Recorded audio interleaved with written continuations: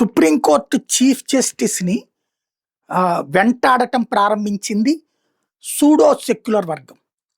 మొన్న ఏదైతే ఆయన రోహింగ్యాల విషయంలో వాళ్ళకి విదేశీ పౌరుడి కోసం మీరెందుకు పోరాడుతున్నారనటం తప్పట. వాడు ఇక్కడికి బతుకు తెరువు కోసం వస్తే ఉంచుకోవాలట. ఇది 42 మంది కలిసి మాజీ న్యాయమూర్తులు, మేధావులు, జర్నలిస్టుల ముసుగులో ఉన్నటువంటి దేశద్రోహులు సుప్రీంకోర్టు చీఫ్ జస్టిస్కి లేఖ రాశారు.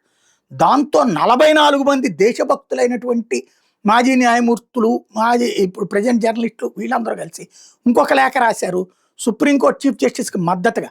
తప్పుడు వాటి గురించి మీరు భయపడద్దు, మేము మీ వెంట ఉన్నాం. అసలు సుప్రీంకోర్టు చీఫ్ జస్టిస్కి అనే స్వేచ్ఛ ఉంది, హక్కు ఉంది. దేశంలోకి చొరబడ్డటువంటి వాడిని, అక్రమ చొరబాటుదారిని శిక్షించాల్సింది పోయి వాళ్ళని కాపాడాలంటం ఏంటి అన్నటువంటి ప్రశ్నతో కొత్త పాయింట్ తీసుకొచ్చారు. సుప్రీంకోర్టు చీఫ్ జస్టిస్ సెంట్రిక్గా సెక్యులర్, సూడో సెక్యులర్, అంటే ఒరిజినల్ సెక్యులర్లు, సూడో సెక్యులర్ల పోరాటం ఆరంభమైంది.